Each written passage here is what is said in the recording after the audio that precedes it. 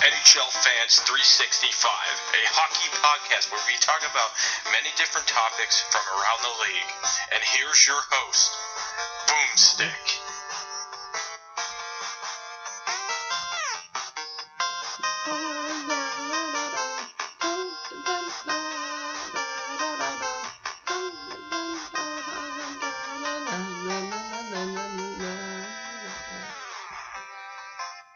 What's going on, guys? Your host Boomstick of NHL Fans 365, and I believe we're at episode number 26 of the 365 podcast, and we apparently have 4 admins on board tonight. We're going to potentially have 5, so hopefully we get to number 5 for the podcast, but as of right now, it's just the 4 of us. So to start off our podcast, it's your host Boomstick, the head admin of the Buffalo Sabres. I'm saying hello live to you from Long Island.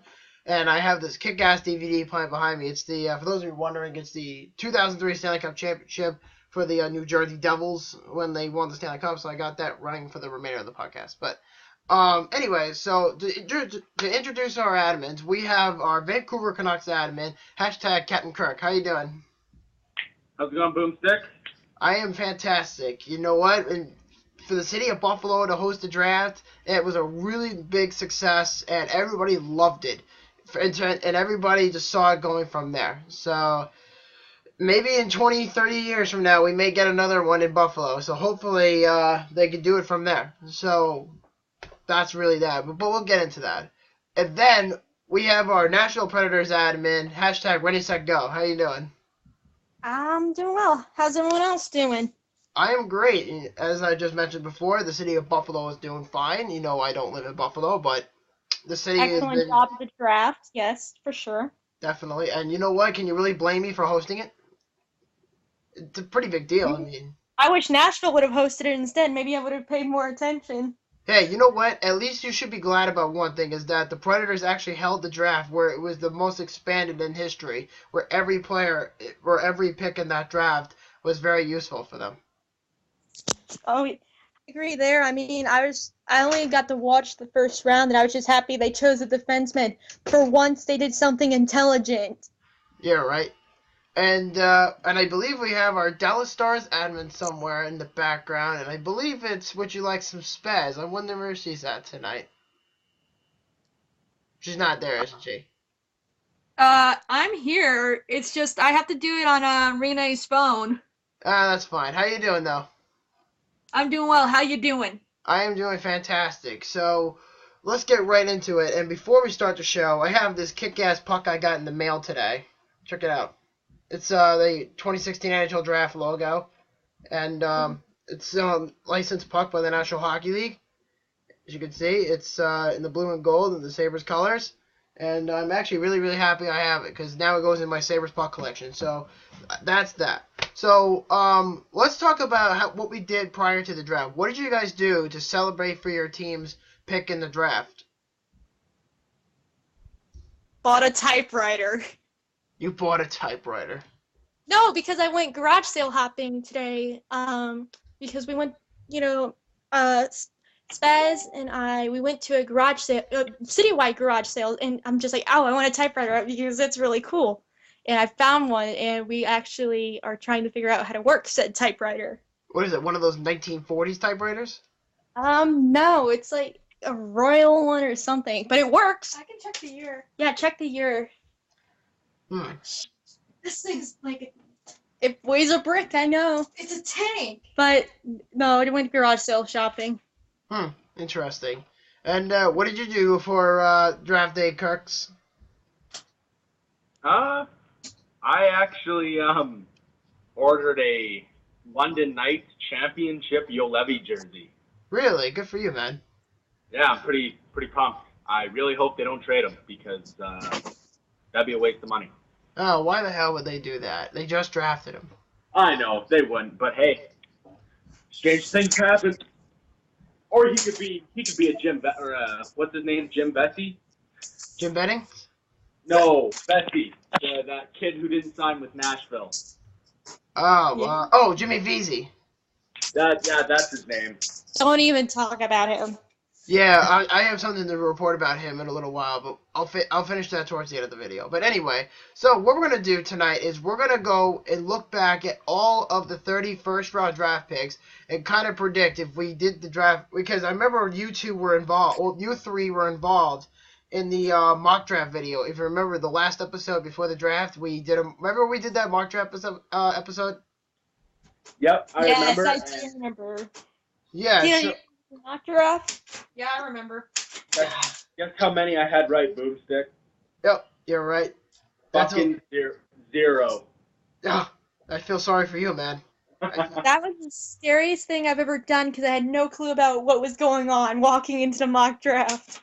You're fine. At least, though, in the end of the day, you got to do what you needed to do, yes? Point. Yes, yes.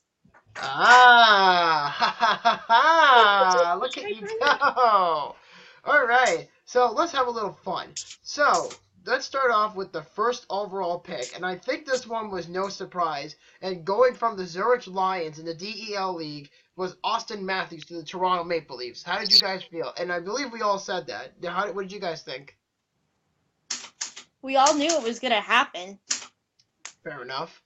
But I think at the end of the day, he'll certainly help the Toronto Maple Leafs with their rebuild. And and you know what's really interesting? I was thinking about this last night when the Leafs took Matthews. And to be honest with you, I didn't get to watch the draft because I was at a birthday party for one of my girlfriend's cousins. But we went to a party and the draft wasn't on because they're like big baseball guys or whatever. But so I was looking through my phone. I was like this. Through my phone, the whole party, trying to find out who the hell got drafted. And, of course, no surprise, was Austin Matthews to the Toronto Maple Leafs. And I think it's going to help. And one thing I noticed was that they created a line without realizing it. It's called the M&M line. So you pretty much have William Nylander, and then you have Austin Matthews and Mitch Marner. What do you guys think? That'll be a killer line, I think. Maybe. I mean, the Leafs did pretty well drafting for the last couple of years, and I'm actually kind of nervous. But we'll have to see when their rivalry grows with Buffalo in a couple of years, because that's the rivalry a lot of people have been talking about this weekend, was the rivalry between the Leafs and the Sabres. I think that's going to be the best rivalry in a couple of years. So we'll find out from what it's like with Jack Eichel and Austin Matthews. So moving on. I think we had different opinions about this one. Was the Winnipeg Jets with taking Patrick Laine at number 2 overall. What did we say about that? Did anybody have an opinion about that? Okay. Yeah, I said Jesse Puljujarvi, and then he went 2 more spots down, and then I looked like a jackass. I think everybody did. Don't you think? Yeah, true enough. Yep. And then I think I was actually one of the people that said Patrick Laine was going to go to the Columbus Blue Jackets. Yeah, I did. I said he was Jesse Puljujarvi was going to go to the Winnipeg Jets at number 2 because if you remember, I was reporting that on the last podcast that said that the Winnipeg Jets scouting report group were indicating their directors of amateur scouting were saying that they were likely going to take Puljujarvi because they felt he had a better advantage of having a better career than Patrick Laine. But I guess they kind of used that as a smokescreen and then took Patrick Laine at number 2. Mm. You know what I mean? Something like that. Yeah. Okay. Yeah, and this one's going to really get you salty, and I know it will. And number 3, probably the most shocking, but yet most surprising pick from the Columbus Blue Jackets, from the Scranton Bay Screaming Eagles, Pierre-Luc Dubois at number 3 to the Columbus Blue Jackets. Yeah, that was a piss off. Yeah, I know, because you were talking about him last time. You were like, yeah, I want Pierre-Luc Dubois. And then all of a sudden you forgot Columbus had the number 3 overall, and it's like, fuck. Well, they went so off script with that. It was a punch in the balls, that's for sure. I don't know about punching the balls. I just think that Columbus took the best player available. And yeah, we'll see. I think they did. We'll see how Dubois does against full-grown men in the AHL next year, or if he develops for a few more years in junior league. I think he'll be fine. I mean, he is a pretty good player. Let's be honest. He is good, and he's big too, and he's got the size going for him.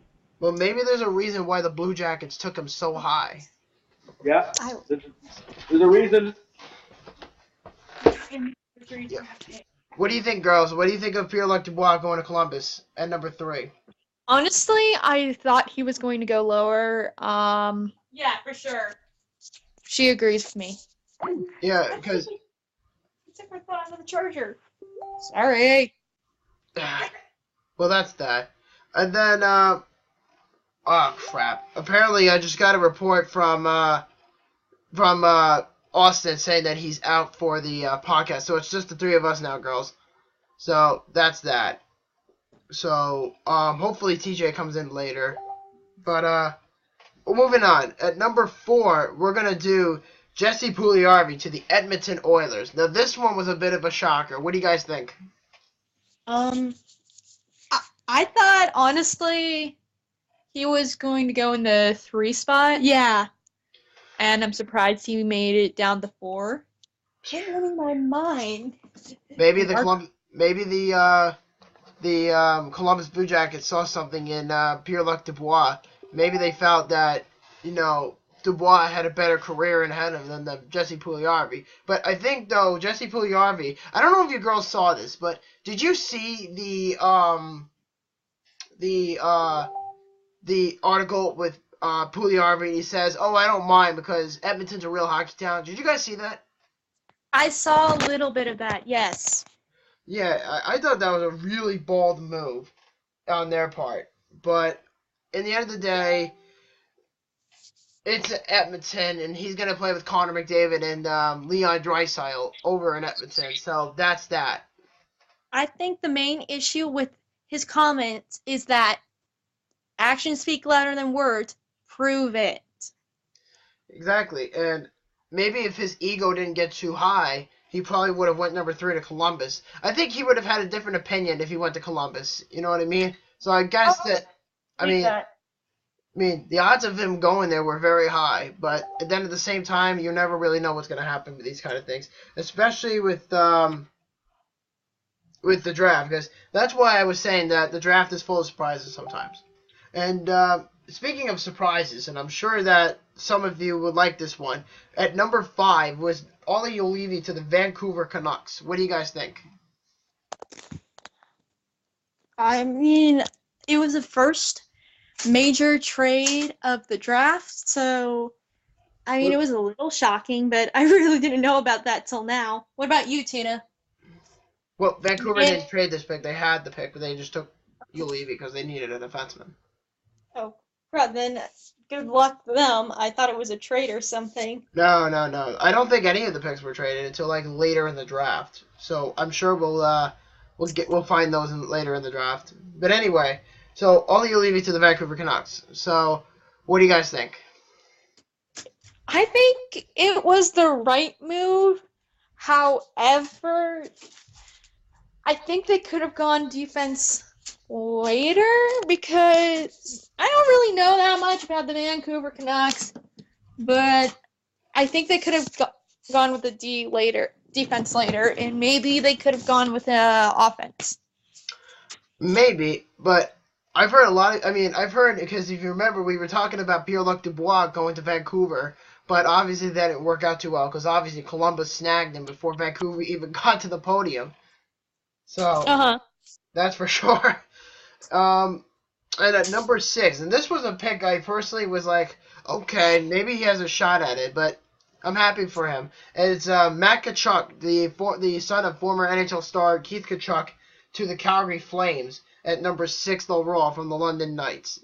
Now, personally, for Calgary, they had a really nice draft. They finally got somebody who can be a legitimate scorer. That's the problem with Calgary. Calgary's been having some trouble now with scoring, and Monahan and Bennett and Gaudreau can't always do that themselves. So I think it's up to Calgary. Now that they took Matt Tkachuk, there's a very good chance that now they got 4 young players that can actually put the puck in the net at this rate.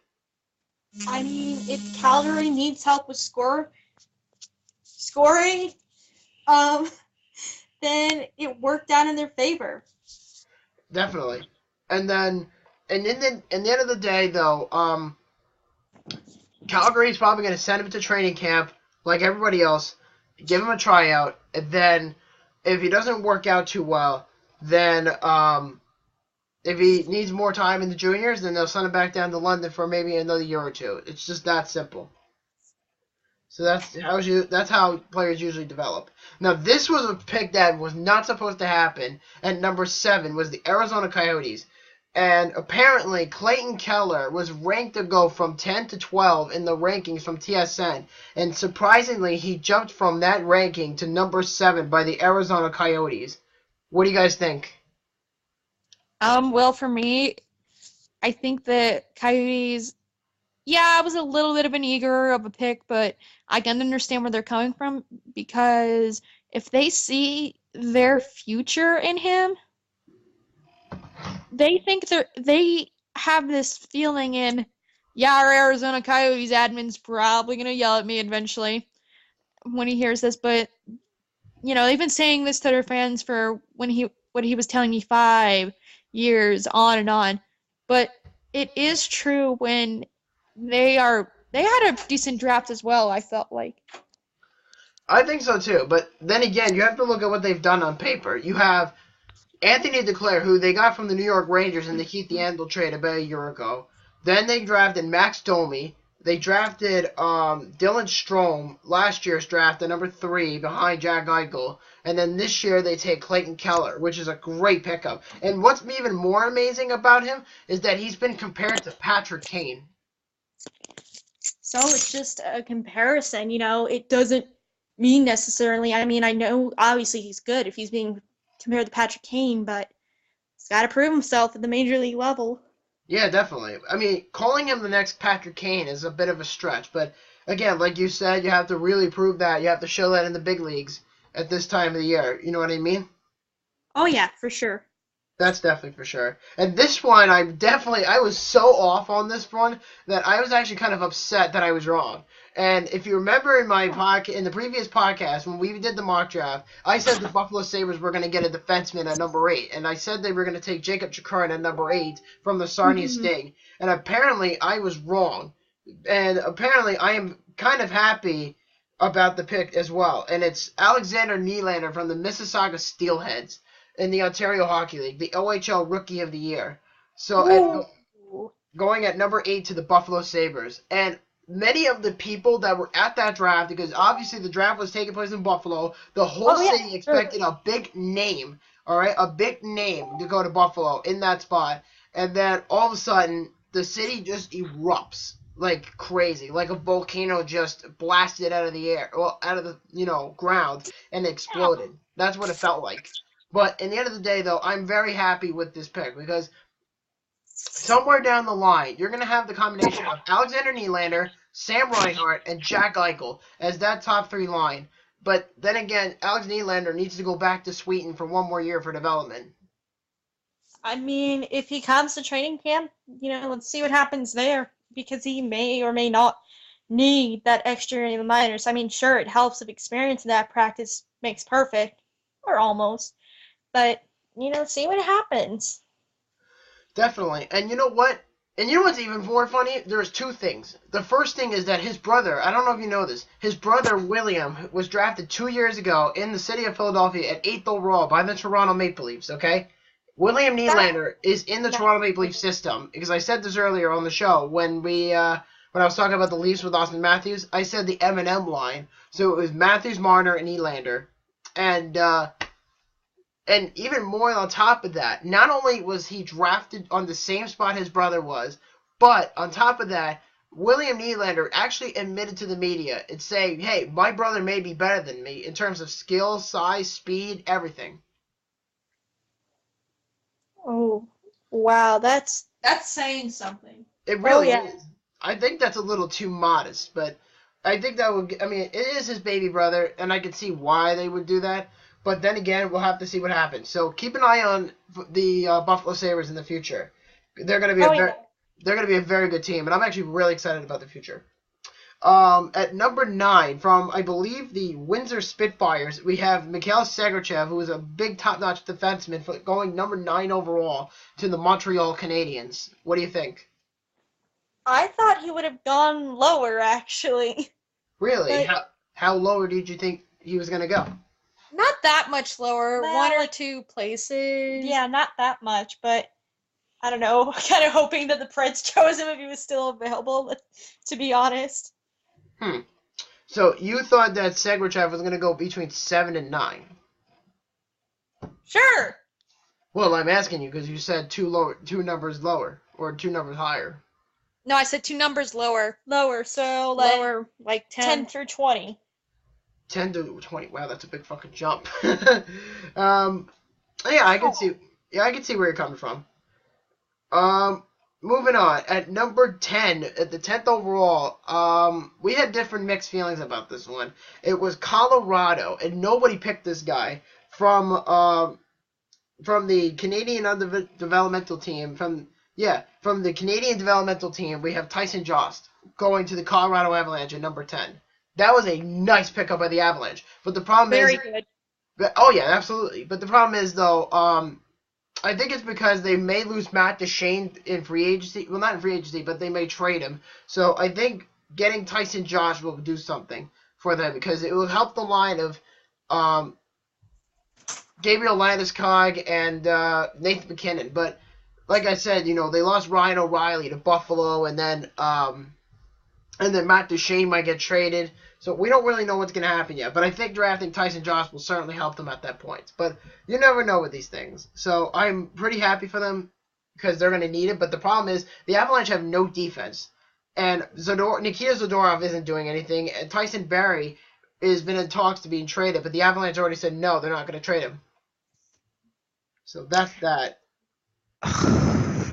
What were you going to say? The situation with the Avs, we've seen them a lot, because they used to be our hometown team. Unfortunately, fortunately, I don't know, depends on who you are, but they really lacked in the defense. Like, I'd wonder to myself sometimes, where's their defense? Because the last game we went to, They killed the Predators. no, we killed them because we kept chanting Pickard, you suck. I It's thought of the first game, sorry. no, not the It should've first gone. game. The first game. And, like, they won 4-2. No. It wasn't that 5-2. 5-2. Or something. It was something weird, and I was like, it made me wonder, where's their defense? Maybe this is a good boost for, I don't remember what position he plays, but I think he's got it, he might improve it a little, but the Avs have substantial work to do. It was like, great, that's one step in the right direction, one step down, a million more to go, basically.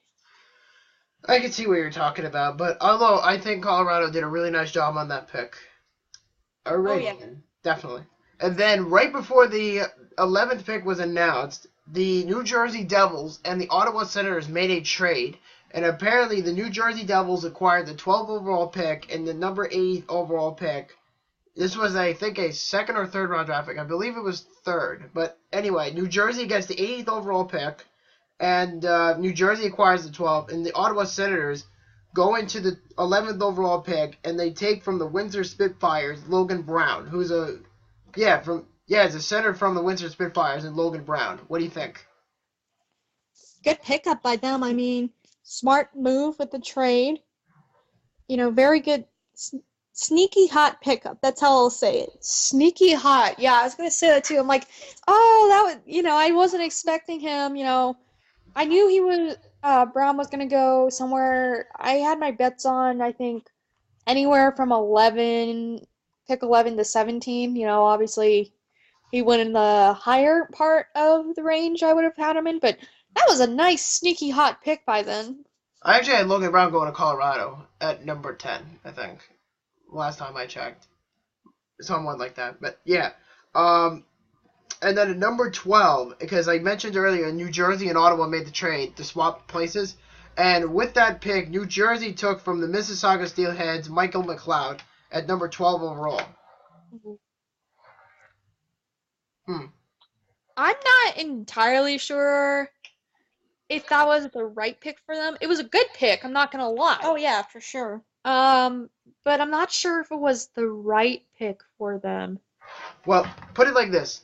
The Devils need help with scoring, and Mike Camilleri has a big-ass contract, and he's not really doing much. Adam Henrique has not been the same since they made the finals with the Devils in 2012, so Patrick Elias isn't getting any younger. He's about to retire, so I think getting Michael McLeod is going to pretty much indicate that he's going to be the replacement for Patrick Elias when he retires.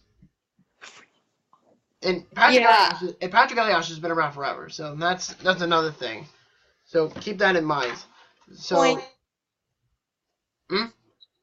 She said that was a good point. Yep. And then at number 13, and this was a player that I actually wanted the Islanders to take if he was available, and I'm sure one of you girls wanted him. Let me know if you do. At number 13, from the Calgary Hitmen of the Western Hockey League, was Jake Bean at number 13 to the Carolina Hurricanes. Was that you, Tina? That was me. I remember that. Yeah, I didn't really know much about the draft, but I just kind of looked up some prospects, and yeah, it went from there. Yeah, because I could have sworn you said Jake Bean at one point. Yeah, she did. No, she was talking about a goalie. That's what I remember. Yeah, she was talking about a goalie I don't know. going to Dallas in that draft pick, but we'll get to them in a little while. So I think Carolina, though, the way they're drafting for the last couple of years have been amazing. I mean, they have Justin Falk on defense. You have Ryan Murphy on defense. You have Hayton Fleury, and now you have Jake Bean, all in one team. I mean, I think that the team, I mean, with the draft they've been having for the past few years, as you just said, I mean, this team's only on the uprise. I think that they have, once all these guys have developed, obviously, they have a legit shot at getting into the playoffs, winning the cup even, because, they're being smart with their draft. So, yeah, definitely. Don't even mention the Stanley Cup when the Carolina Hurricanes will be, because 10 years ago was the worst thing in my life, ever. And I don't even want to talk about 10 years ago. Well, now you gotta tell me now. I'm curious. Alright, fine. The Carolina Hurricanes beat the Buffalo Sabres in Game 7 in the Eastern Conference Finals, and that was the series before the Stanley Cup, and the Canes won the Cup that same year. Yeah, I see why now. It's so painful, and to this day, I hate the Carolina Hurricanes. So, that's that. I can see why now. Yep. And here we go, and here's something very interesting about number 14, and it's the Boston Bruins, and they actually took a kid from where I'm from, which is Long Island. I believe it's Long Beach, if I'm wrong, either Long Beach or Oyster Bay. I believe it was Long Beach. And apparently the Boston Bruins took from BU, with Boston University, was Charlie McAvoy at number 14. Yeah, but I saw something about him saying that he does not like the Bruins. He does not like the Bruins or something. He posted it on Twitter, I believe, and I just happened to see a picture of it and went, that's weird. You're playing for, a team. Shouldn't you be happy about it? It's like this. It's like, shut your mouth. You're not supposed to say that. I think it was from 3 years ago, though. No, it was 3 years ago. I think it was around the time the Bruins and the Blackhawks were playing for the Stanley Cup. I think. At that so he's playing for the enemy now. Well, this ought to be funny. This is going to go down really interesting. I believe Charlie McAvoy grew up a Ranger fan. I'm pretty sure. Ooh. Yeah, and that same year the Bruins were playing the Rangers in the semifinals. I see why now. Definitely. Alright, and then at number 15, it was a center from the University of Wisconsin. The Minnesota Wild took Luke Kunin, and I think the majority of us said he was going to the Detroit Red Wings at that mock draft, I believe. Yeah, I think so. Yeah, what do you guys think? Luke Kunin to the Minnesota Wild.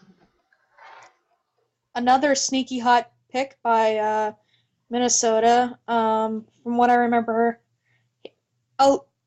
you had, to me, there were like two reactions from most of the prospects that I watched who got interviewed really quickly. They were either like really over emotional, like they're trying not to break down in happy tears because they just got drafted, Or they were just kind of like, yeah, I got drafted. Whoop-de-freaking do. Yeah, Austin Matthews was like, fuck. As soon as Toronto Maple Leafs was like, Toronto Maple Leafs select Austin Matthews. Fuck. Well, And then he fully knew that was coming, being rated number 1. I mean, the number 1 draft pick would be stupid not to pick the number 1 player. It's just how it works. I mean, I would do something stupid like that, but not a GM.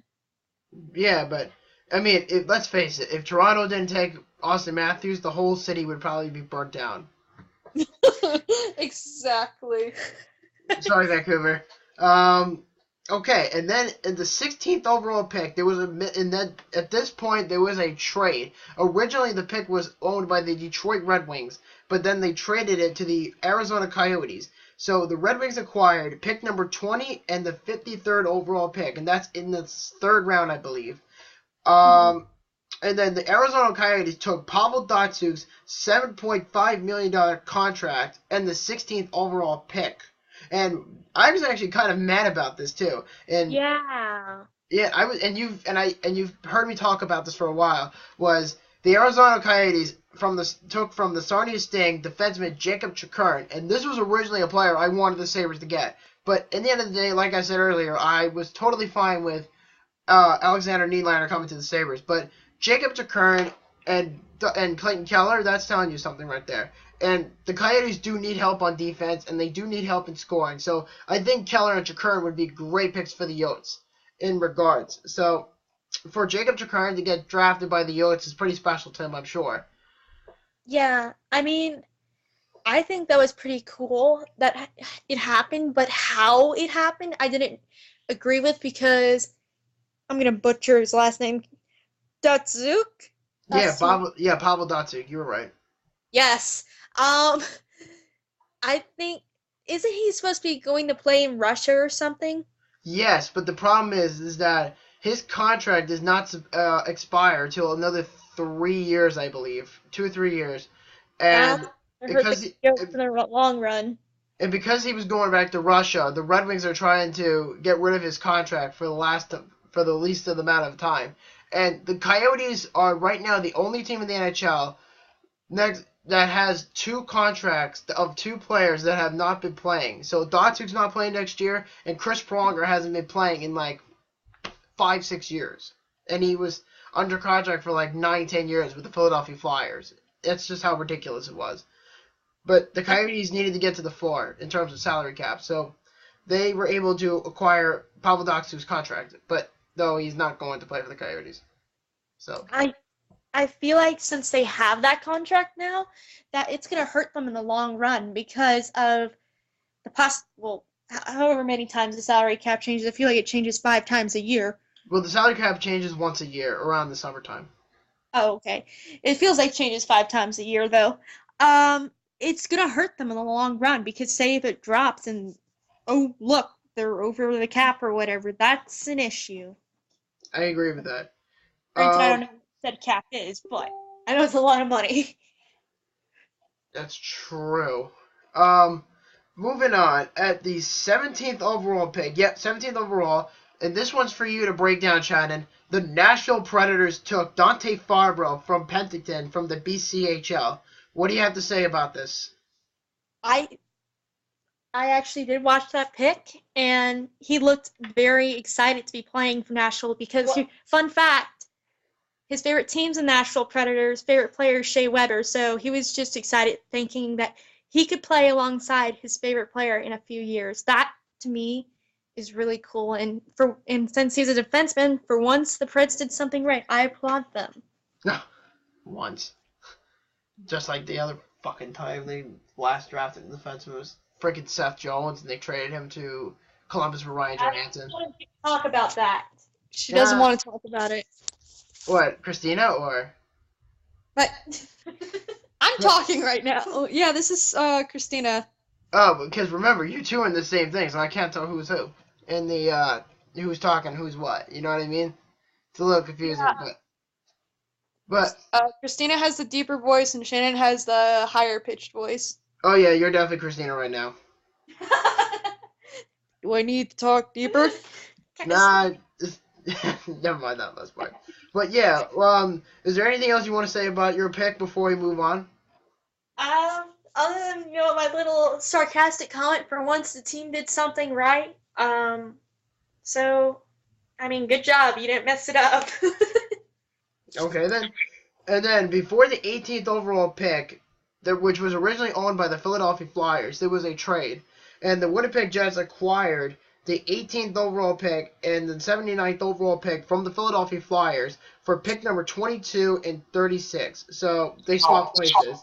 And then with the 18th pick, the Winnipeg Jets took from the Windsor Spitfires defenseman Logan Stanley.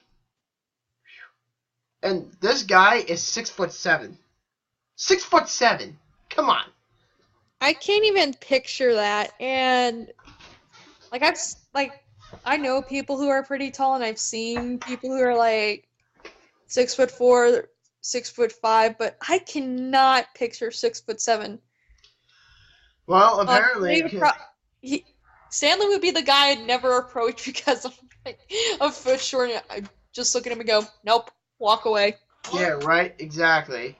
And you know what? It's funny because Ben Bishop is the tallest goalie in the league at 6'5", and Robin Leonard for the Buffalo Sabres is 6'4", and Tyler Myers is 6'1", I believe. No, 6'2".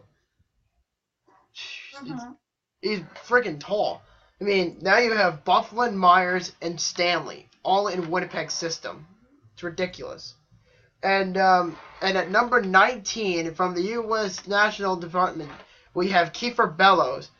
Yeah, the underage development program is Kiefer Bellows at number 19 to the New York Islanders. And I gotta say, with Kyle Opozo leaving, this could give the Islanders a bit of a spark. They're still gonna go after a winger in free agency, but I think this would be like the perfect player in the bread and butter situation because you have Matt Barzal coming up, you have Michael Del Cole coming up, and you have Kiefer Bellows who still has to go into development for the next couple years. So this is a really good pick by the New York Islanders. I think that in the long run, this pick will help them, especially if they have such a talent pool already developing. So, I mean, in 5, maybe even less time than that, I mean, you could see them going very far into playoffs with just that talent already on the team now and what's developing. Oh yeah, and if JC sticks around, which I'm sure he will, is even if they don't miss the playoffs, I mean they're probably not going to miss the playoffs anyway, but I think Kiefer Bellows could be a good asset for the Islanders. I hope he does. I mean, usually with players like that, you have to be very careful what you're doing because wingers are very easy to replace, but finding talented ones are harder. That's a bit of a challenge. And JT is like the centerpiece of the New York Islanders. I mean, it's not like Steven Stamkos, where he's about to leave. So, we'll get to him in a little while. And then at number 20 was the Detroit Red Wings. From Chilliwack at the BCHL, we have Dennis Cholowski. What? That's a funny last name. His last name. What, Cholowski? It sounds like Chihuahua. Oh, you're talking about the place. Chilliwack? Sure. And the guy's last name. Cholowski. Come on! No. That's gotta be like a chili sauce somewhere. Oh my god, this sounds like a breakfast cereal. Get your Chowowskis. Sounds like a soda. Actually, yeah, it sounds like a soda. Or like some like really sugary energy drink. I would have to say so too, maybe. But overall, though, he is a defenseman, but the Red Wings, though, do need help on defense because Nicholas Cromwell is not going to be around forever, and he's probably like 35, 36 by now. But Nicholas Cromwell is not going to be around forever. So I think for the Detroit Red Wings to take this pick, it certainly helps them out. What do you think? For sure. Yep. And then there's not much for me to say about that, but nope. I don't think so. Okay, at number 21, with their second first-round draft pick, the Carolina Hurricanes are up again. And this was the pick they originally got from the Andre Sekera trade 2 years ago from the Los Angeles Kings, and the Kings gave up a first rounder to Carolina for Sakara, and this is the pick that they're using it for. And he was playing for the Quebec Major Junior Hockey League at Val d'Or as a left winger. His name is Julien Gauthier, at number 21 by the Carolina Hurricanes. What do you have to say about that? I mean, good. It's good for them that the move finally paid off. Like, I didn't know that they got that pick from that trade that happened a few years ago. So, I mean, it finally paid off for them. That's true. That's certainly true. And from what is really interesting about Julien Gauthier is that he's actually compared to Rick Nash. Ooh, Little too soon. Little too soon there. Well, in terms of playing style, they're comparing him to Rick Nash. Oh, playing style. Oh, okay. Yeah, I was like, it's a little soon. That's why I was saying that earlier about Clayton Keller, about Patrick Kane. Yeah, but they can't necessarily copy a player, so that's why still I'm like, oh, I get it now, but like at the same time, it's like, let's see what happens when they reach the top level. Fuck the Canes. Sorry, fuck them. It's okay. We feel the no- same way. Yeah, that's true. I'll give you that. All right, at number 22, because they swapped the picks with the Winnipeg Jets, the Philadelphia Flyers at number 22, and they took a center from the under-18 Russian team, and they named him German Rupstov at number 22, and he's apparently a two-way quality center, is not normal as a Russian normal born player, but he is under a contract for 2 more years in Russia, but wants to come to North America at this point of his life. Well, I mean, if he plays those 2 years in Russia, maybe he can improve. yeah, well, that's kind of like developmental. So, I mean, let's see what happens. But he's probably going to get sent to the Lake Valley Phantoms in a couple years in regards. By the time he's 21, I'm sure he'll get sent down and maybe hit pro until he's 23. But we'll see what happens to him down the road. But I think, though, with the Flyers, this is a really good pick for them, just in case, the salary cap comes to bite them in the ass, like Jacob Voracek and Claude Giroux and all those guys. Maybe there's something else we're not seeing in there, but Philadelphia probably did something right that I'm not sure of. I mean, it's hard to see what the Flyers are thinking. I mean, or whoever. We're talking about the Flyers, right? Yeah, we're talking about the Flyers. Okay, good, because my attention got tossed somewhere else. And I mean, right now I don't get the logic of the move, but maybe it'll make sense one day. I mean, because Giroux is not going to be around forever, so maybe. But Giroux is like 27, so he still has a while, and he's under contract for another 5 years. I thought he was older. No, Claude Giroux is probably he was drafted 10 years ago, so he's probably about 27, 28 right now. Oh, I thought he was a lot older, but then again. What do you think? It's SummerSlam as well? Oh, my bad. Well, he's the same age as Sidney Crosby, so it wouldn't really matter in regards. Oh, okay. Yeah, that helped you out, didn't you? No. All right, fair enough. Okay, at number 23, and I actually like this pick, and this is a center that the Florida Panthers took. His name is Henrik Borgstrom, and he is playing from the IHFK Junior Hockey League. And apparently, this is a guy that has no fucking clue where he is, but apparently, some people have projected him to be playing a lot like maybe Steve Ott, kind of an agitator, not in a way like that, but he also has some scoring ability, for sure.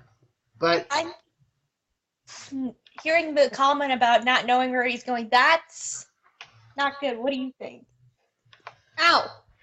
And sorry, I ran into a wall. no, I'm not surprised. Anyway, as I was saying, I think it was a good pick by them. I can't argue against it. I can see this in a year, maybe 2 years, paying off big time.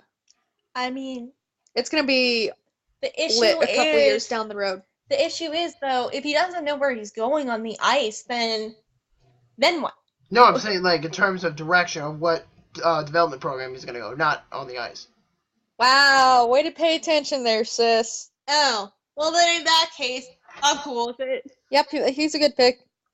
I would say so too. Okay, here's another one. And this one's pretty surprising. And this team should not even shock you. The Anaheim Ducks, and they took from the London Knights as a left winger, Max Jones, at number 24. Wow. It doesn't come to me as a surprise. I mean, playing against them in the playoffs and that, they needed some offense. Well, at least you got to see that in the playoffs, to say the least. At least one of you two. Yeah, I did, Tina. I mean, how was Anaheim struggling? I mean, you have Getzlaf and Perry and Ryan Kessler. They got hit really bad this year from what it seemed like with what we like to call the injury bug. They I always heard, oh, so and so from Anaheim's injured, and I was like, oh, okay. And then a couple days later, somebody else would be injured, or somebody would come back and then they'd be re-injured. So this year for them was a pretty bad year for injuries, but they still proved themselves, it felt like. Oh, yeah. That's true. I mean, this is a very good pick by Anaheim in regards. I mean, they can definitely develop Max Jones, but you just better hope that he develops properly. Because some players in the league don't even develop properly. Some even don't even try. That they think because they were first-round picks. It happened to the Buffalo Sabres, Mikhail Grigorenko. Yeah. I mean, it's happened before, but, it'll be... we all can't predict the future, so maybe he will make it, maybe he won't. It's hard to say. Yep. That makes me my penis. Yep. And here we go. And this one's going to really bite you in the ass, Christina. At number 25 with the Let's not talk about this. Move on to 26. Why? Come on, tell me. Let's talk about this. Let's talk about it. I don't know what happened. I'm going to tell you.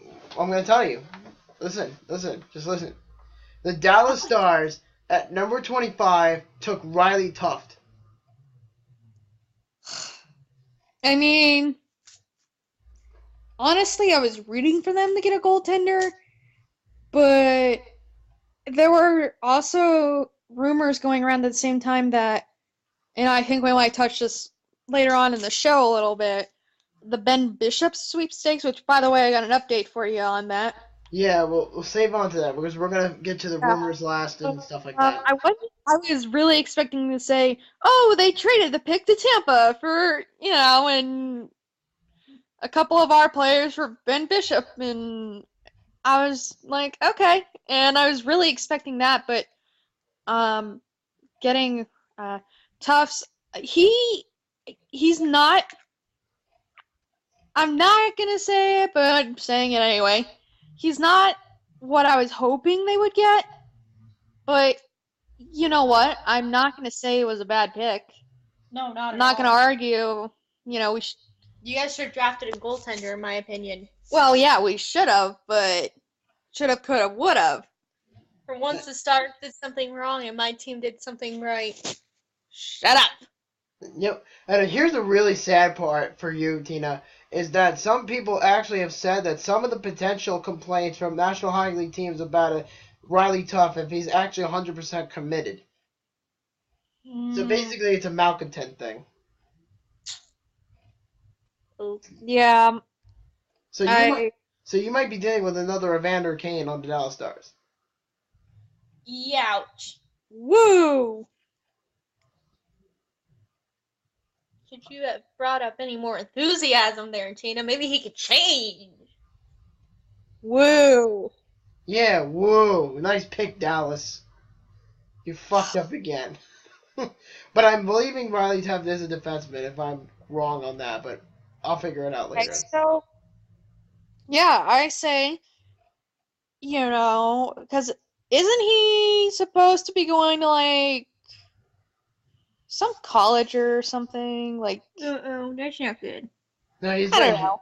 He was playing junior hockey, by the way, but I forget what league, because they didn't tell me on the thing. But, yeah, so moving on. At pick number 26, there was a trade prior to the pick. And the pick was originally owned by the Washington Capitals, and they traded this pick to the St. Louis Blues for pick number 28 and a third-round draft pick. And with this pick, the St. Louis Blues took another Long Island boy, like Charlie McAvoy from what did I say? Long Beach earlier? So Oyster Bay. So Tage Thompson. They took a center / right winger from the University of Connecticut. They took Tage Thompson. Yep, at number 26 from Oyster Bay. So, no, Oyster Bay. That's what I meant to say. They're two different places. But, yeah, and apparently they're saying that this guy finished second on his university's team squad in terms of scoring, apparently. So It sounds like, they made a good pick there. They made, the guy's proven himself, sure, at the college level, but, with his performance, I think that he can help the team in the long run. And if he chooses to still play for UConn and do all of that, he's only helping himself by developing even more. Absolutely. So. And I think this is a leading player that's going to probably replace David Backus within a couple years. Because David Backus is likely hitting the free agent market. Oh, yeah. Definitely. Oh, yeah. Yeah, he's For me, not to be rude and interrupt you, but Thompson was, to me, a very knowledgeable pick by the Blues. That was his name, right? Tage Thompson, yeah. Awesome. I'm on top of things barely. It was a very knowledgeable pick. It wasn't like, oh yeah, with the Stars, it was, oh yeah, let's just try something, throwing a dart in the dark. Oh man, that guy, yeah. No, we didn't do that. The Blues didn't do that at all. They made the trade knowing that their guy could be taken. And I think he could be a future leader down the road once he proves himself. And let's see what I'm doing. You might be right, but you know what? Anybody in this draft could be a leader, but it all comes down to what happens. You know what I mean?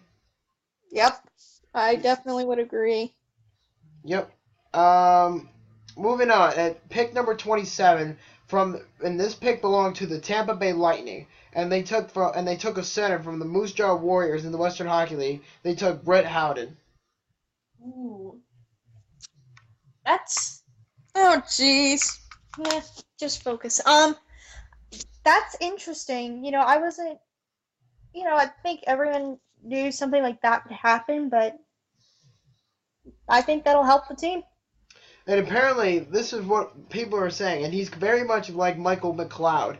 But he is a safe pick, though, but he is a super coachable player, and his defensive play but may be a struggle, but it also could be a bit of a struggle in terms of scoring. So, basically, Tampa Bay, with this late of a draft pick, they pretty much took a gamble on a guy who could barely score. Maybe give him a few years in developmental, his play style could change, but who knows what could happen. Although I'm going to find out. That's for sure. Yeah. Oh, yeah. That's for sure. And this next pick is pick number 28, and this one is actually going to affect Shannon. And listen to this carefully. Ready? With the 28th pick in this draft, the Washington Capitals took from the Kelowna Rockets, who was a defenseman, by the way, in the Western Hockey League. Get ready for this last name. Lucas Johansson. Does that sound familiar? That's Johansson's brother. Yes. That's his cousin. Damn it. That was close. Yeah. I thought it was brother or something. Wow. It was his cousin, yeah. Oh, well. Wow, I'm kind of sad the Preds didn't pick him up. Oh, no, I'm sorry. You're right. You were right. It's the brother of Ryan Johansson. I was about to say they can't be cousins, but they have the same last name. But I was kind of sad that the Preds didn't pick him up. I honestly thought he was going to go in later rounds.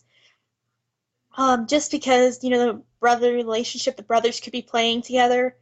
I always kind of think that's cool, but oh well. I mean, you can ask the Stahl brothers, the Sedin brothers, the Nylander brothers. I mean, you can ask a lot of players in this league for that kind of connection.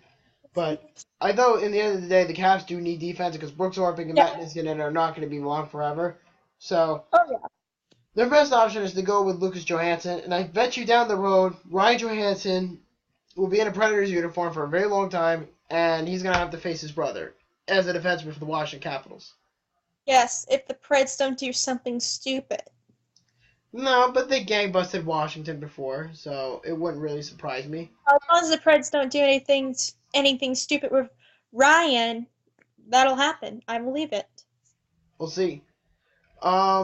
And then at number 29, let me see. Yeah, 29. At the number 29 pick, the Boston Bruins took, as a center from the U.S. Under National Development Program, they took Trent Frederick, and he is pretty much ranked 47th by North American skaters, and he was way overboard. So technically, this kid was not even supposed to be in the first round. Well, Boston must, know something that we do not know. Their scouts must have locked onto him and said, yep, this is, one of our top guys. We got to take him early in fear of him not being there, as weird as it sounds. Yeah, I can see why. Do you know when Boston's next pick was? Do I know what Boston's next pick was? Because I know Boston's next, their previous pick was at 14 when they took Charlie McAvoy. Okay, but I meant after their other first round pick. This is 29. 29. Sorry. That's fine. And then the very last pick number 30. And keep in mind, this was a pick that was originally owned by the Pittsburgh Penguins. Then it was traded to the Toronto Maple Leafs in the Phil Kessel trade. And then 1 year later, the Toronto Maple Leafs used this first-round pick to get Frederik Andersen. And the Anaheim Ducks own this pick. And apparently from Regina, from the Western Hockey League, is a centerman too. At the 30th pick, the Anaheim Ducks took Sam Steele, and apparently he has great hockey story though, and he moved down the order. So he could have been ranked higher, but I guess they went with the same pick with Sam Steele. I mean, it'll work out for them, for sure, I think, but, it was definitely a safe pick by them. It wasn't risky, it wasn't out there like the last pick before them. But it worked out. I think it'll work out for them. I believe so too. And that's all 30 picks as far as the first round of the 2016 NHL draft. But now that we just got all of the picks in the first round of this draft, now let's get things more exciting. Let's talk about trades. And this is things that have been going on for quite some time now. So in Friday morning yesterday, as you all know, Friday wasn't very special throughout the day. There was particularly nothing going on. There were whispers about Calgary getting a goaltender in the end of that night on Friday. And they weren't going to leave the night without a goalie. And apparently the Calgary Flames made a trade regarding that, and they acquired Brian Elliott from the St. Louis Blues for pick number 35 and a conditional pick in 2018. Wow. That was a very sneaky move. I did not know that was happening. Obviously, as I said earlier, both my sister and I, we were garage sale hunting, or not hunting, hopping. So I think that will only help the Flames. I mean, they got a good quality goaltender now, so anything can happen. Absolutely. And I think, though, the Blues, what they got in return for him is absolutely shitty. They got such a horrible deal for him. And Brian Elliott, I believe, was an all-star goalie this year, I believe. Because he was legitimate. He was pretty much their number one starter. And then all of a sudden you hear Calgary talking about getting a goalie. And then all of a sudden they couldn't find a negotiation deal for getting Marc-Andre Fleury or Ben Bishop. And they decided to go the cheaper route and get Brian Elliott. And the Calgary Flames pretty much get rid of two decent picks. That's one in the second round of this past draft. And then another pick down the road within 2 years. Oh, yeah, I mean, bad return for him. I think Calgary got a steal. Absolutely. So, I mean, they should have done more to get him, though. And Yeah. then, I mean, it's going to be scary to play the Calgary Flames next year. Oh yeah, they're gonna be legit. Oh, yeah. And then, keep in mind, they not only got Brian Elliott, but they also drafted Matthew Tkachuk. So that was something they should definitely be keeping up on. For sure. And then the Montreal Canadiens, right before they hit the draft floor, before Austin Matthews took stage, there was 2 trades previous to it, and one was involving Montreal and the Washington Capitals. And apparently the Washington Capitals acquired Lars Eller from the Montreal Canadiens in exchange for a 2016 second-round pick and a 2017 second-round pick. What do you guys think? Wow, that should have been. I would have thought that trade would have been sounding more like the Elliott deal. They got more in return in that, but for a person I really haven't even heard of, it's a Well, lot. he played for the Montreal Canadiens more as like as a depth winger. But no, I'm sorry, he was a third line center basically for the Montreal Canadiens. Okay, that explains why I haven't heard of him. But I mean, wow, that's interesting. I mean, good for them that they got all of that. But wow. Definitely. And I believe the Montreal Canadiens actually used one of the picks they got from Washington in a swap with the Chicago Blackhawks. And I don't know if you girls saw this, but the Chicago Blackhawks traded for 2 second-round picks, one in 2016 and another one in 2016 from the Minnesota Wild, and going to the Montreal Canadiens. And this one is in your division. Get ready. Andrew Shaw. That trade, yes, that totally that kind of came as a shock to me. Well, it didn't Because come as a surprise for me because the Blackhawks couldn't come to an agreement with him. Well, it kind of came to the surprise for me because I'm like, I don't think, I didn't know what was going on with Shaw, so I was really like shocked, like, oh my god, that was a good strike of lightning. But I was just shocked, wow, that I was kind of like, okay, why did that happen, Yeah, that's true. That is for sure. And you got to keep in mind, Andrew Shaw was asking for $4.75 million for the Chicago Blackhawks. Wow. Yeah, Ooh. that's a lot of money for a third-line winger. Oh, yeah, for sure. That's a lot of money. Yep. Yeah. Whew. That is way too much. But the Montreal Canadiens have the cap for him, so. I now see why now, so. Yep. And before the draft floor, the day before the draft, and I'm going to talk about this trade anyway, is Florida Panthers made a trade with the Colorado Avalanche, and the Avalanche traded away goaltender Reto Berra. He's going to be now Roberto Luongo's new backup to the Florida Panthers in exchange for Rocco Grimaldi, who was one of Florida's prime prospects in the system, and they sent him to the Colorado Avalanche. Mm-hmm. Wow, I think that they'll work off better for Berra. Because he's learning from a good goalie who's played in the playoffs before. Nothing against Varlamov or anything like that, but he'll be learning from a better goaltender, I think, in the long run. That will only help him out. Well, Luongo is getting up there, and I think Barrow could help them out for a little while, but Barrow is definitely not a starter. I can tell you that right now. Reto Barrow will never be a starter in this league. That's for sure. Anything's possible. Trust me, he's not that good in terms of being a starter. Wait, was he the one that we booed out of the building? No, it was Pickard. Yeah, it was Pickard. They were talking about that. So yeah, I remember that. Because Pickard's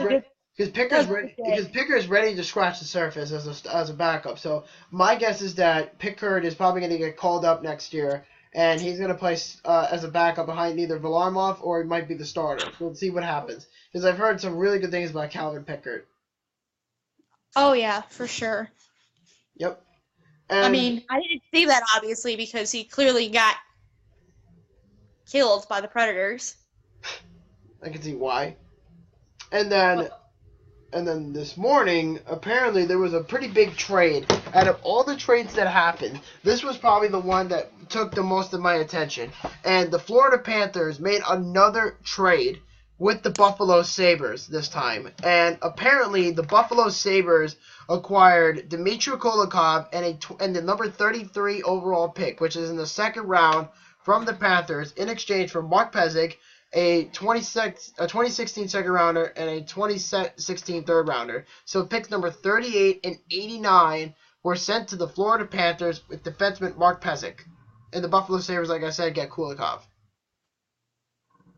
Wow, they're just wheeling and dealing. I think it's a good trade. It's going to work out for them in the long run. You may not see results right away because I don't really know who those players are, but you know what? They're going to do fantastic things, and they're just trying to prove themselves. Well, here's the thing. Pezic, to me, is more of a depth defenseman, but he was a first-round pick 6 years ago by Buffalo, and things just didn't work out with him. He's got good hands, he's got a good skating ability, but he's kind of a turnover machine, and Florida Panther fans don't realize that yet. But when they start watching him, because Tim Murray put it like this, he's pretty much a analytic darling. Analytic darling. So, which means he's kind of all based upon statistics. And to compare him to Dmitry Kulikov, who is a much better defenseman in all retrospects, is even crazier. Because I think I mentioned this a while back when we were talking about, if you remember in one of the podcasts, I forgot which one it was, we were talking about Andrei Makarov, saying that Tim Murray does not like Russians, and he doesn't have any desire to draft any or, trade for any or what stuff like that. But this just comes to show that he doesn't hate Russians. He just wants to get rid of Andrei Makarov. Yeah. So, I mean, I feel like he's in the same situation as the Tampa Bay Lightning with Matt Carl. Yeah, Matt Carl, what about him? Yeah, it's not like, oh yeah, I don't hate all Russians or whatever, but I just want to get rid of one guy. It's almost the same situation with the Tampa Bay Lightning, because they might say, oh yeah, we hate everybody. Hate's a strong word. We don't like anybody who's like him, and there goes the satellite. Yay, Storms. Or was I? Oh yeah. And and they just want to get rid of him. And it's not so much from what I hear from the Lightning's organization. It's mainly from what I hear from their fans. Nobody likes him. I mean, nobody. Yeah, we'll see what happens. And speaking of the Tampa Bay Lightning, we actually had a trade with them this morning, and apparently the Tampa Bay Lightning acquired the 37th overall pick in the second round from the Arizona Coyotes in exchange for prospect forward Anthony DeAngelo. Thank God for that, because Tampa Bay would have been in such a mess if they didn't get rid of Anthony DeAngelo. And apparently the Tampa Bay Lightning got rid of him was because of his attitude, and he was a first-round pick 2 years ago. Yeah, I mean, unfortunately, stuff like that happens sometimes. I mean, it's a shame that he had to leave, but it happens. That's true. But I think hopefully, if he gets his ego checked, I think he'll do pretty well in Arizona. But we'll see what happens down the line. But he's probably going to be in development for one more year at least. Going into the next trade, it was the Pittsburgh Penguins and the New Jersey Devils. And I just laugh at the Devils for this, too. Is that the Pittsburgh Penguins apparently traded Bo Bennett, who is pretty often injured, to the New Jersey Devils for the 77th overall pick, which is in the third round. Bennett got traded? Wow. Yeah, Bo Bennett got traded to the Devils today. Didn't know that one was coming. Wait, Bo Bennett's a Devil now? Yep, Bo Bennett is now a member of the New Jersey Devils. Well, that's kind of a little bit of a shocker out of nowhere. Like, I heard rumors that, yeah, he might be traded, and I think I at least heard a couple other Penguin names brought up. Malkin, Gino, I just call him Gino. A couple others. Fleury for another that came to mind, but that's a little bit of a shocker right there. I heard, oh yeah, Bennett might go here, oh yeah, I might go there. Never the Devils, really. No, Devils, I didn't hear anything about them. I heard a West Coast team. Well, the Devils are a pretty quiet team when they do negotiations because they don't like to spread a lot of, information to the media, or they don't like things to be in place for them. Like, the only thing before this trade that I heard about the New Jersey Devils was that I heard they had interest in Louis Eriksson, but that was the only recent rumor I heard about them. But because there's not a lot of Devils news to really post about or hear about, but that was the latest I've heard until this trade happened. You know what? It's a sneaky hot trade. It's going to pay off for them in the end. You're right. That guy's fucking injured all the time. I mean, it's not going to matter. Well, he could. It's maybe okay. maybe a change of scenery might be better for him. Yeah. Maybe. We'll see. Maybe it might work out for the Devils. But just don't know it yet. But probably doubt it, though. This one's for you, by the way, Christina. Is the trade that took place between the Dallas Stars and the Los Angeles Kings. And apparently Los Angeles acquired Jack Campbell from the Dallas Stars in exchange for Nick Ebert. Well, this just goes to show you that we really, really, really need goaltending. Because I think he was our third in line, and you're thinking, yeah, that's a little ridiculous. Why are you counting on your third guy? Well, the second guy, if we do keep Lettinen and Niemi, it was either one of them was, and I've talked about this before, one of them is really, really good, while the other is just having a downtime, and then they swapped places for some odd reason, and, then Campbell got traded. Thankfully, I think one of the picks the Stars made, I can't remember off the top of my head where he was, but it was in the later rounds. They drafted a goalie, but I kind of just had to laugh a little. I'm like, well, that's great. We just got rid of a goalie. Thanks, guys. And kind of brings me back to one of the things I saw, if you were watching the draft, and you saw what this team needs. Improve faulty goaltending with something like that, and I laughed, and I mentioned something, and I was talking with one of the main Florida admin, and he didn't realize I was trying to be sarcastic, and I said, oh yeah, really? Like, no, really, the sky's blue too. Your point being. No. And he didn't understand the point that I was kind of sarcastic. Well, I wouldn't tell either, but what do you think about getting Nick Ebert going to the Dallas Stars? I'm not really sure. He's defense as well, correct? Well, that's what I'm asking you. I mean, you're the guys that made the trade, so I figured you'd learn about him by now. Well then. Well, yeah, like I said, it was a very interesting trade. I had no clue that. I think the trade will benefit the Stars. You think it's going to benefit the Stars? Why is that? If your memory is saying he's a defenseman, and I think you guys. Oh yeah, he's a defenseman. You guys do need help on the defense. Let's be honest. Yeah, because I know Demers and Russell are not going back, because I know you reported that the other day. Yeah, that kind of hurt. Yeah. That one hurt. At least you're not getting rid of Johnny Oduya for now. Oh, that's the guy's name. I mean, let's be honest, the Dallas Stars are just kind of like clutch at the moment. But, yeah, so moving on, there was another trade today that happened between the Columbus Blue Jackets and the Toronto Maple Leafs. And this one has been going on for a while, but the Leafs and the Blue Jackets have been talking for a while. The Jackets were trying to request him to be out of Columbus because he requested a trade. But here we go. Apparently, the Toronto Maple Leafs acquired Kirby Reichel from the Columbus Blue Jackets in exchange for the 5th round pick and Scott Harrington. This is an absolute lopsided trade. You're trading a former first round pick for a depth player. Yep. I mean, it already sounds like a lopsided pick when you're trading a player a player and a draft pick. It already sounds like it's already lopsided because with that draft pick, that team can pick up a quality player. I mean, granted, it's 5th round, but look at all the all-stars, good quality players who haven't been drafted in the first round. Who? So Columbus or Toronto?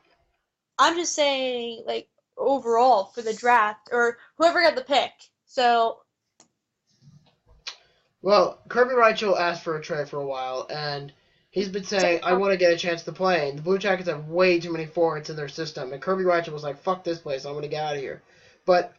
And the most sad thing about it is the return that Columbus got is so awful. Because they pretty much, like I said, they traded a guy with skill and potential to a guy for depth. That's pretty sad. And the most sad thing about Scott Harrington was that he was involved in the Phil Kessel trade last summer. Ooh. I mean, maybe for Harrington, maybe he can, maybe he can get that spark back or whatever it was that he lost in a new environment. It's possible. It's possible. It's probably never going to be a star, though. That's the problem. Some of these guys are Scott Harrington's a little bit too old to be in that prime. He's nothing but a star. He's not going to be anything but a star. He's just going to be a depth guy that's going to be just sent down to, Springfield or whatever. So I'd say the Toronto Maple Leafs definitely won that trade, for sure.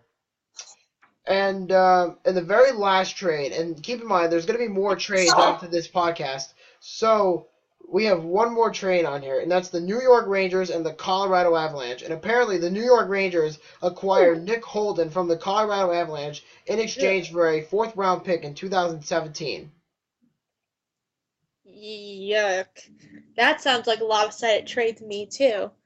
Because I haven't heard much about Holden. Granted, I'm not an Avalanche fan, but living in Avalanche territory, never really heard much about him. So I don't know if that'll work out for the Rangers or not. I don't know. I don't know enough about Nick Holden to really give my opinion, but from what I heard from our Avalanche guys, that he's a bit of a shithead in terms of play. But I think the Rangers do need defense. Oh, yes, I remember him now. Oh, yeah, I remember him. Yeah.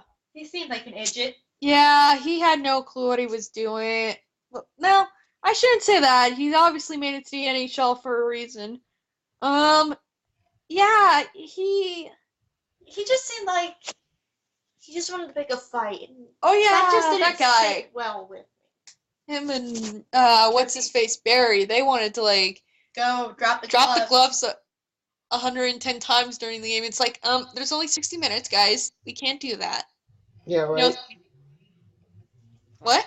Yeah, right. Yeah. I mean, it's only a matter of time. And I'm checking if there's any more trades. Any trades? I don't think so. No, there's nothing going on right now, but I'm just checking if there's any more trades to talk about. Nope, apparently there is no trades to talk about right now. But now that we're done with the trade talk, let's talk about rumors. What has been going on for both the Nashville Predators and the Dallas Stars? Any speculation for you guys? Whoo! There's been a ton for the Stars. So I'm going to start off while she's thinking. I'm trying to think. So you've heard about the Ben Bishop sweepstakes? Yes. The Stars are, as I mentioned earlier, they were key players in this trade. It was very rough at first, but now I've heard players' names being tossed around that could result in Bishop being in Victory Green next season. One I'm okay with, the other one, actually, I don't understand either of these players, but so be it. In order for Dallas to get Bishop, they would have to obviously trade away a goalie.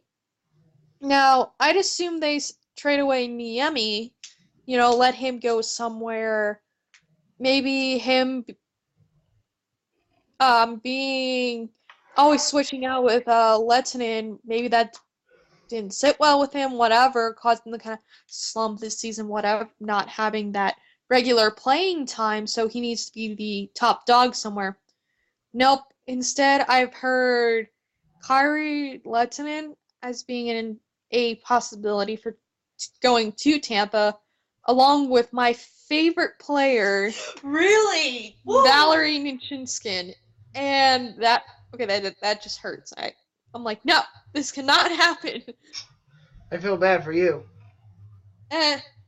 It's not the first time a favorite player from any sport's gone. Shut up. Well, that's why I don't buy jersey players, like player jerseys, because it's I a waste. don't It's own like a $220 for a jersey, and you don't know who's going to be on the team for a very long time. The only jersey I have are two of them. I have the Ryan O'Reilly All-Star jersey from this year, and I have the American flag thread jersey of Jack Eichel as a Christmas present. It's the only jersey I have with a name on it, but that's probably the only one I'm going to get, unless I get Steven Stamkos if he signs here, but I'll get to him in a second. So you're right. So I'm hearing Valerie Nichushkin, and I'm hearing Kari Lehtinen to the Tampa Bay Lightning for Ben Bishop. Honestly, I don't understand, and maybe this is just me being an observer. I can understand them giving an offensive piece away. However, and maybe I'm defending Nichunskin because he's my favorite player. Probably has something to do with it. But I don't like. He has so much. He hasn't had the chance to really prove him what he can do after his rookie season. You know, after the hip surgery, it kind of just brought his momentum to a screeching halt. In this season, it was okay. I gotta get my feel back, and towards the end of the season, Mitchie was like back on. You know, like he knew what he was doing. You know. Granted, he wasn't always on the line with Jamie Benn and Tyler Seguin because Seguin was injured for a while, and then Benn. Who wasn't injured on that team? It was bad. It got really bad. So, you know, but he proved, you know, and I was looking forward to seeing what the Stars were going to do with him next year and seeing what, you know, where they're going to place him. And another name I've kind of been hearing tossed around, not with the Bishop. I'm not sure if this is true or not because I've only heard it once or twice. Patrick Sharp. Yes, I heard that too. I'm not exactly sure where on earth that came from, but it came from somewhere. Yeah, I heard that too. I heard they're trying to dump some salary so this way they have enough cap space to resign Jamie Benn. Apparently. Mm-hmm. So I can see why, but then again, the Dallas Stars have so many offensive weapons. Like, one isn't many enough. You know, you just cannot just get away from that at all, under any circumstance. And for me, what would you like to get for him, if anything, if the Dallas Stars do decide to trade him?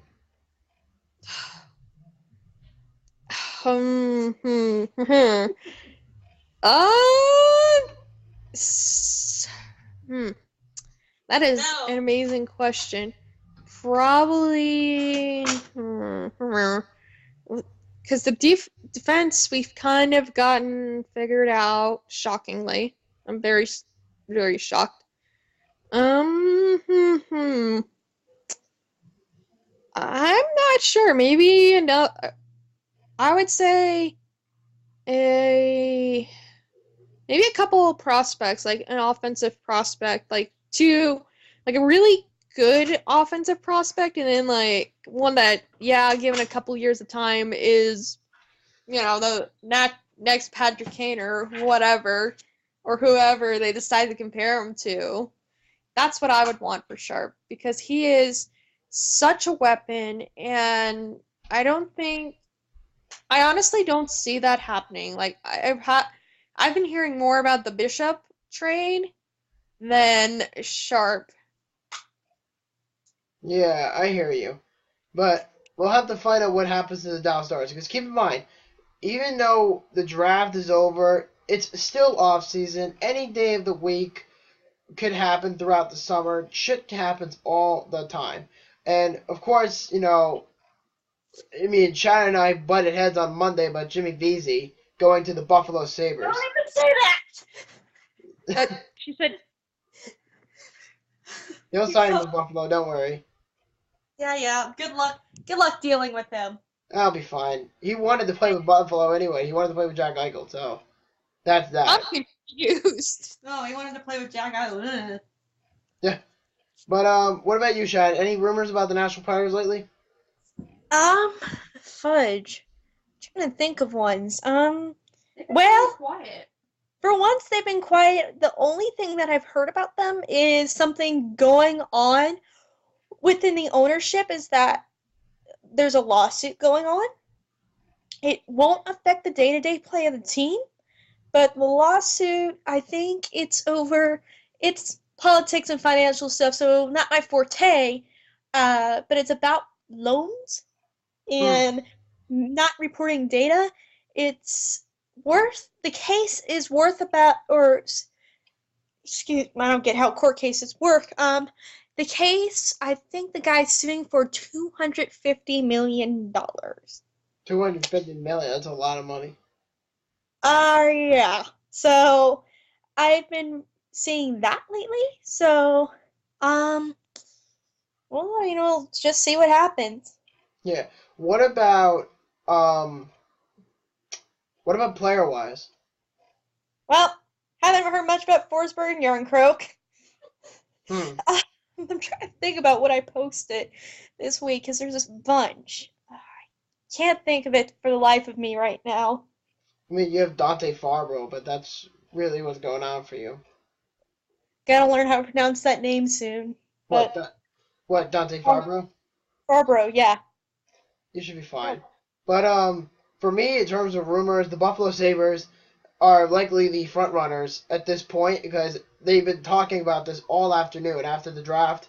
And Tim Murray came out and said, yeah, we're going to catch the big fish. And the big fish, I'm sure if you know who I'm talking about, could likely come here for $12 million. I mean, I think if the Sabres do get Stamkos, that's a whole different team right there. It's just going to go like that if they get Stamkos. And necessarily, if they get Stamkos, for sure they'll be better. Playoff contention-wise, possibly, but who knows? I mean, anything can happen on any given day, usually when I'm busy and running around. When we're not paying attention. Because you would have the line of Kane, Eichel, O'Reilly, Reinhart, Stamkos, and then you would have all the other offensive weapons for the Buffalo Sabres coming up. So that really explains a lot. Here's the key question. What are the Sabres willing to give up for Stamkos? Because Tampa Bay is losing one of their guys. What are the Sabres willing to give up? In terms of trade or in terms of what? Like, what are we talking about here? In terms of if they are... Wait, time out. Is Stamkos still signed with the Lightning? No, they're having a hard time trying to sign him. And it's very unlikely he's going back to Tampa Bay. And Steve Yzerman is losing all hope on losing him to go back to the Tampa Bay Lightning. He's pretty much saying, I'd rather trade him to a team that's just going to immediately sign him. Wow, that's tough. What's Tampa trying to look for in return? If they do, in theory, trade him so he can just quickly sign with the team. I've heard that they want a second-round pick, and I've also heard that they want an already established NHL winger, like a second-line winger for his rights, from what I understand. But if I were the Buffalo Sabres, wait until free agency. Wait till next Friday, which is the first day of free agency. And the Buffalo Sabres already have a bucket of, like a pot of gold already of $12 million ready to give to Steven Stamkos. And right now they have $19 million to play with in cap space. So if they give him that $19 million, then this likely means that they're going to have to dump the contract of Tyler Ennis, and I'm sure they're going to. They're going to dump contracts before free agency, so I wouldn't be too surprised. But I would love Stamkos to come here, but the problem is it's healthy to think about this too. But I don't think you should worry about it right now. But if they get Steven Stamkos, they have to think about what they're going to do down the line. What's going to happen to Evander Kane? What's going to happen to Ryan O'Reilly? What's going to happen to all those guys that they The domino effect. No, I think not domino necessarily, but really had to drop the phone. The butterfly effect, because I think they have a little over 19 million in cap space, the Sabres, right? Because before they got Kulikov, they had 22 million in free cap space. Yeah, and they're willing to give more than half of the Stamkos. Granted, they get a star player if he signs with them. It's just later on. What if there's another player they could sign? Maybe they may not have the chance to because of so much of that cap space being taken up by Stamkos. True, but there's also veterans that may potentially be leaving. Like Brian Gionta could be available. Matt Molson could be available. They could dump Tyler Ennis, like I said earlier. They could dump Zemgus Girgensons. They could dump Cody Franson. The problem is the Sabres don't have enough left-handed shooting defensemen, and that's why they made the trade today to get Dmitry Kulikov, is because they needed a left-handed defenseman to pair up with either McCabe or Georges. Or maybe with Bogosian next year. We'll find out. But regardless of that, that's why the Sabres made the trade. And here's another thing. Kulikov is an unrestricted free agent next season. So they're going to need the cap to acquire him if they want to bring him back. If, let's say, he has a phenomenal season, which I expect him to, then Buffalo is going to easily sign him. But they have to buy out Molson, and they may have to buy out Ennis, because Molson had a crap season, and Ennis is often injured. And both those guys are being paid at $3.6 million each. And that's biting them in the cap space. Yeah, and that could hurt the Sabres in the long run. All of that just not necessarily coming together at once, but it's a possibility that could happen. It could, but I think Tim Murray will be very, very creative with the cap situation. And I think he's fully aware of that. Because... what was I going to say? If they have $19 million and they're going to give Stamkos $12 million, that means that they would only have about maybe $7 million in cap space to play with. Yeah. If they do that. Which gives them enough time to re-sign Ristolainen, Eichel, and Reinhardt down the road. And if they're going to let go players, they're going to let Evander Kane go. That's for sure, because Evander Kane's already went through enough crap.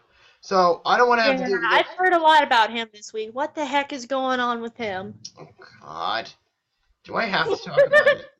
Oh, fuck. Hang on. Now. I have to work tomorrow. Yeah. What time? About Evander Kane. Apparently, he's being accused for allegedly beating a woman up at a bar at a place called Bottoms Up. It's a place in Chippewa Street in Buffalo, and it's a little bar. And he was apparently with a group of his friends, and there was apparently two women that apparently claimed that Kane was intoxicated, and he put his arm or shoulder on one of the women, and it said that he was physically abusing her. And then the manager came on the news today and said that Kane was not inside the bar when it happened. And then the media came up and asked about it, and it's like, well, if it's true, then we have to work something around it. And this is the first time in 7 months that Evander Kane has been regarded and under investigation for sexual assault. Because it happened in December, and it's happening now, right around the draft. So, I'd say, you could say the city of Buffalo and the last name Kane don't mix together very well. Yeah. Let's just... Anybody with the last name of Kane, stay the heck out of Buffalo. God help me. And as a fan, it's kind of embarrassing to say, but in the end of the day, though, I am not going to complain about that too much because Evander Kane might not be here very long. So, I mean, don't get me wrong. I want to like Evander Kane, of course, but he's got a bit of an ego, and he needs to get that head he's got to get his head out of his ass pretty soon, and if he wants to stick around with the Sabres. I mean, and you know what's funny? Every time his name is ever mentioned in the news, Jet fans come out of their little rocks and their little holes, and they say, Jets won the trade because of one incident. And these fucking idiots don't even do their research. Oh, so they're stupid idiots making a claim. Well, yeah, because they've had a bad taste in their mouth with him in the past. It's ridiculous. Well, all I have to say is for that, the past isn't the past. We can't change it. Well, apparently they don't get over it because they just talk about him saying, good, Winnipeg won the trade. I'm like, nobody won shit, okay? Stafford and Myers aren't doing anything in Winnipeg, and Bogosian is a monster, and Kane just needs to get his ego checked. Because, Yeah. I mean, because he wasn't charged for sexual assault because of lack of evidence. He missed practice, and he overslept on that one practice because he went to the NBA All-Star game in Toronto. And then this. It's just like, come on. I mean, can you just give us a break? Well, I mean, I want to like you and all that, but seriously, gotta give yourself a fucking break. I'm tired of it already. I'm already tired of his crap. I mean, I don't know what's worse. The fact that he's under investigation or the fact that he actually might get arrested even though he wasn't inside the bar. I mean, it's, again, it's towing the line into, criminal justice and politics and all that. And, I mean, it's just kind of a, well, wait and see. And it sounds like Kane, he doesn't have the best ego. So, I mean, who knows what could have happened. Nobody really knows what happened.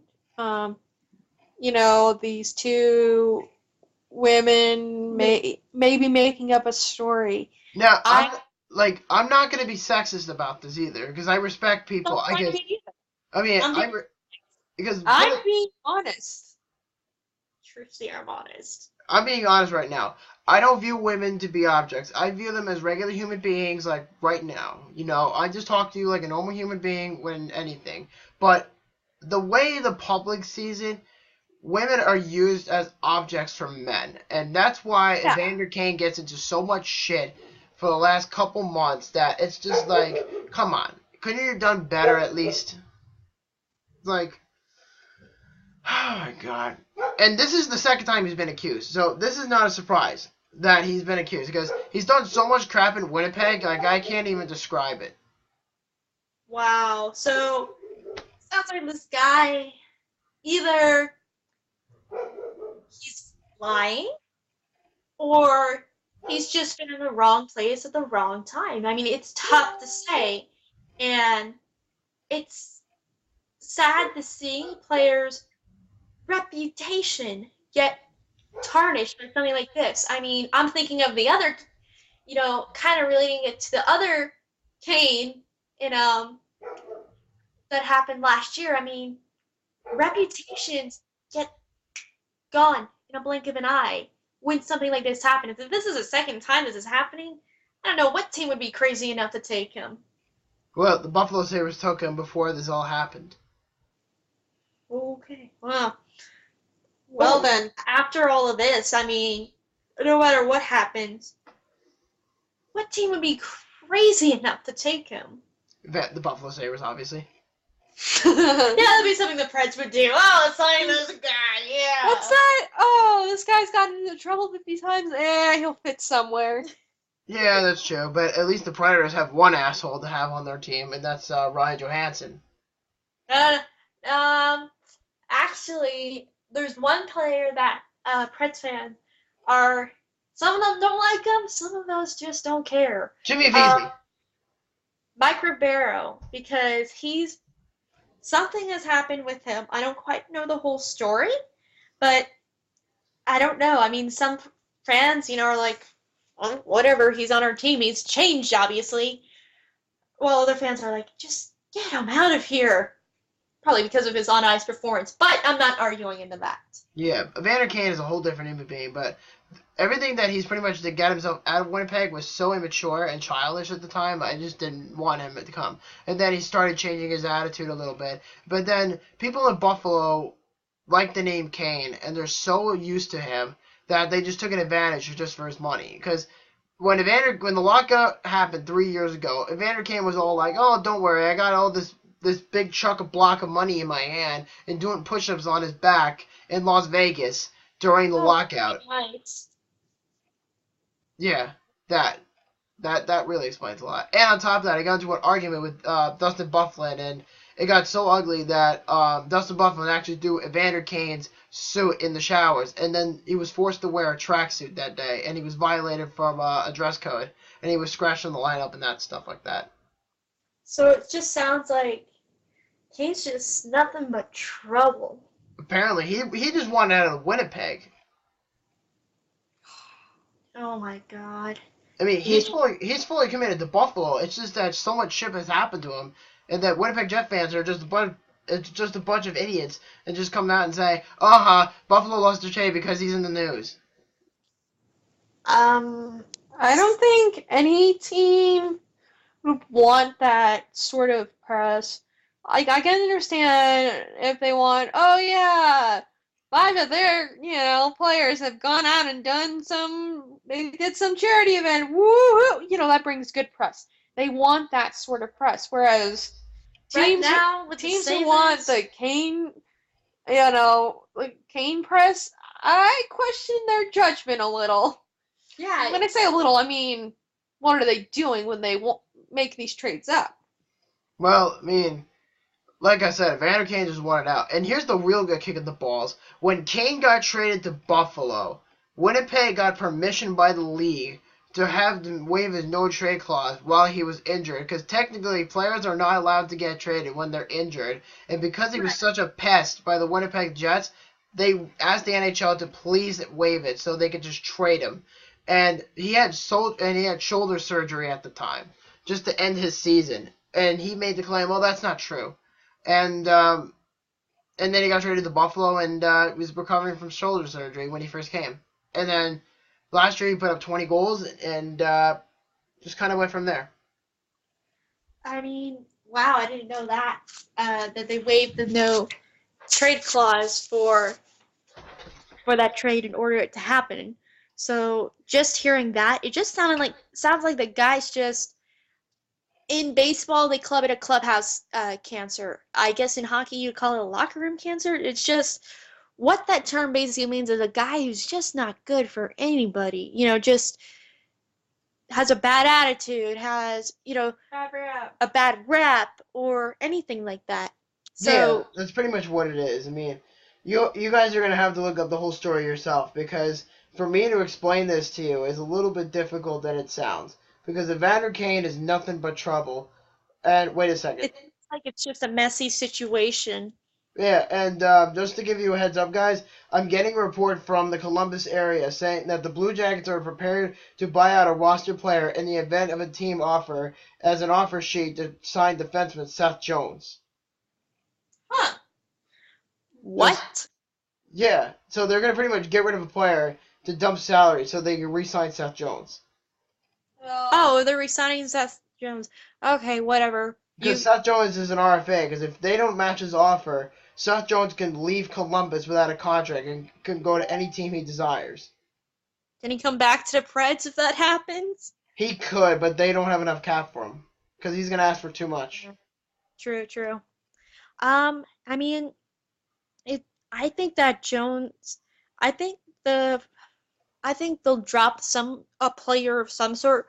Who? It's hard to say, but I think Jones will re-sign with them.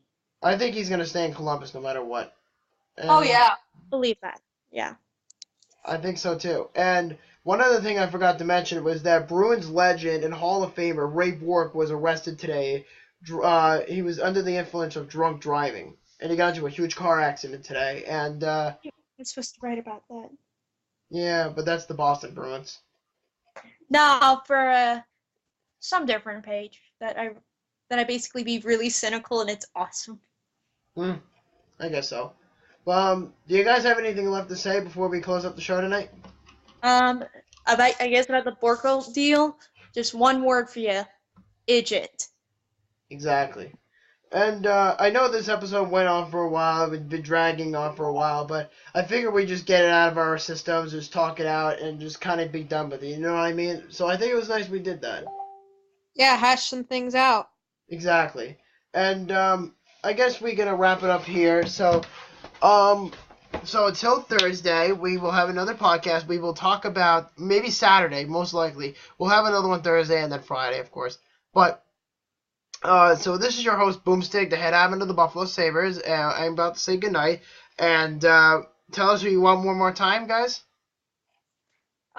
I am hashtag RinneSetGo, aka Shannon. Thanks for having me, guys. You're very welcome. And I am hashtag WouldYouLikeSomeSpez. And yeah, thanks for having me, y'all. Exactly. And until Thursday, we will see you then. Take care, guys. Peace.